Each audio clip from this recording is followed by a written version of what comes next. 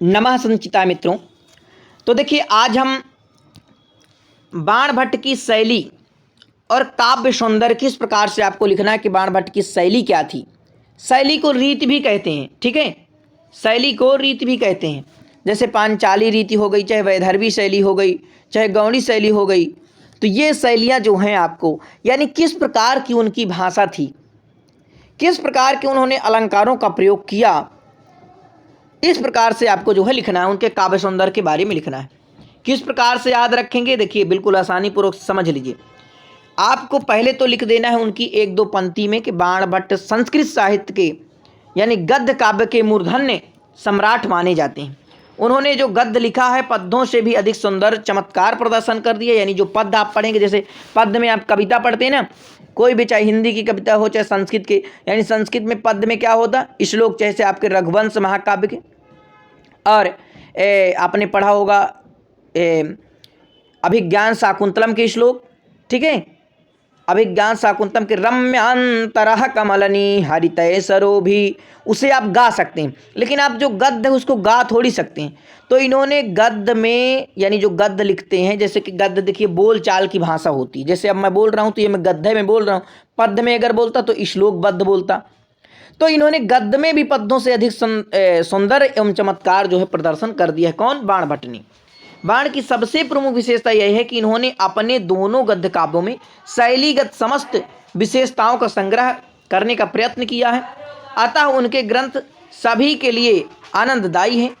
बाण के अनुसार नवीन एवं चमत्कारिक अर्थ, उत्कृष्ट स्वाभाविकता, सरल श्लेष प्रयोग, सुंदर रसाभिव्यक्ति और ओज गुणयुक्त शब्द योजना के सारे गुण एकत्र दुर्लभ हैं।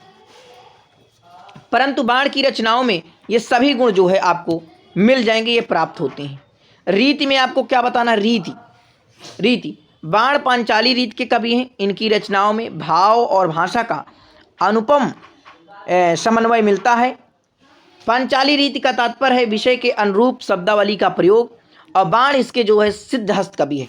यानी जो पांचाली रीति है उसमें यह है कि भाई भाव और भाषा के अनुरूप जैसे शब्दों का प्रयोग अगर किया जाएगा तो वो जो है आपकी शैली जो है बहुत ही अच्छी है। और इसमें जो है बाण भट्ट सिद्धहस्त थे। शैली में बाण के समय 4 प्रकार की शैलियाँ देखिए प्रचलित थी। जब बाण भट्ट थे यानी 7वीं शताब्दी के पूर्वार्ध में, इनके समय 4 प्रकार की शैलियाँ प्रचलित थी, जिनमें से बाण भट्ट ने 3 शैलियों का प्रयोग किया है। 3 शैलियाँ इनकी मिलती हैं। कौन कौन से? दीर्घ समासा, अल्प समासा और समास रहिता। बाण का किसी शैली पर विशेष आग्रह नहीं, यानी कोई एक शैली को ये प्रयोग नहीं करते हैं। समासों का अस्तित्व गद्य शैली की प्रमुख विशेषता माना जाता है। ओजः समासः भूयस्त्वमेतद् गद्यस्य जीवितम्। समासों का जमघट लगा देने में बाण ने कमाल दिखाया है। जिस प्रकार से उन्होंने समास बहुत लंबे लंबे वाक्यों का प्रयोग किया है, उसी प्रकार समास रहित यानी छोटे छोटे वाक्यों का भी प्रयोग में कुशलता दिखाई। यानी कि बाण भट्ट जो है लंबे लंबे समासों का प्रयोग करते हैं। अब ये बाण भट्ट की भाषा कैसी थी ये भी आपको जान लेने। भाषा, बाण की भाषा का प्रवाह अविच्छिन्न है। उन्होंने भाव और भाषा का अत्यंत सुंदर समन्वय प्रस्तुत किया है।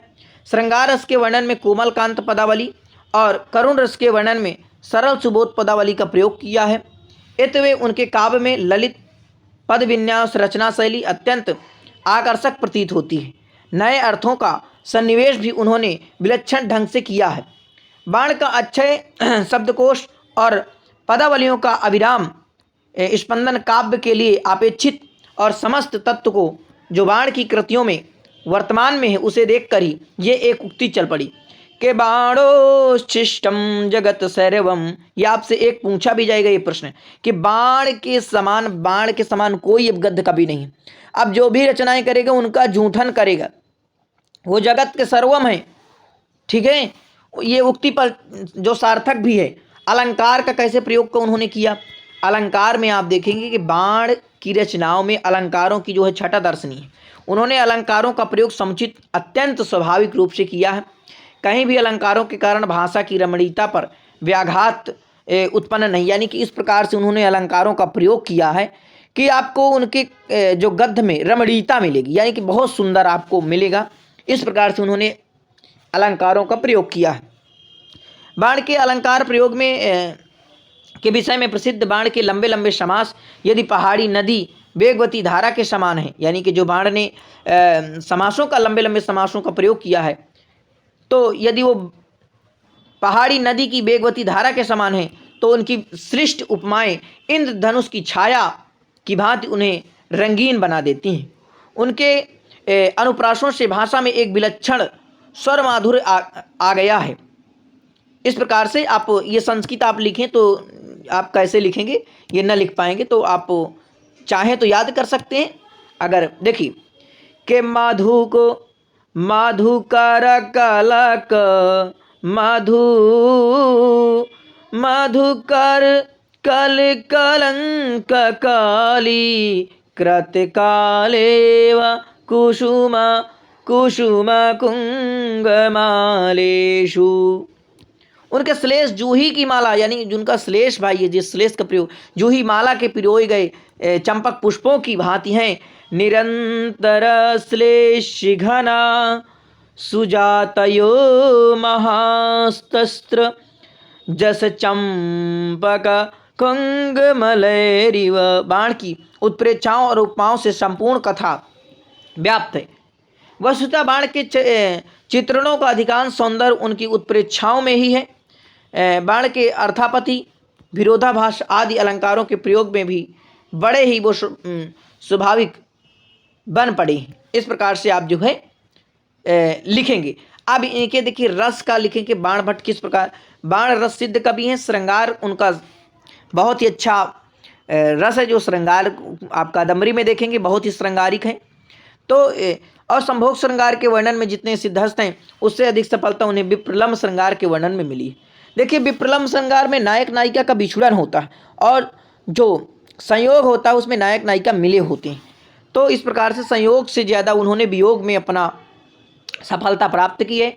बाण जिस रस का प्रयोग करते हैं उसका मार्मिक वर्णन कर उसे पूर्ण रसास्वादन कराते हैं। चरित्र चित्रण में बाण ने हर चरित्र के ऐतिहासिक कादम्बरी में काल्पनिक पात्र लिए हैं। कादम्बरी के पात्र समाज के विभिन्न वर्गों के प्रतिनिधि हैं, साथ ही दिव्यलोक के पात्र भी हैं। प्रमुख पात्रों का चरित्र चित्रण अति उत्तम है, जबकि गौण पात्रों का चरित्र चित्रण उतना प्रभावशाली नहीं बना। बाण मर्यादित प्रेम के समर्थक हैं। बाण ने तत्कालीन समाज और संस्कृति का बहुत सुंदर और सजीव चित्रण किया है।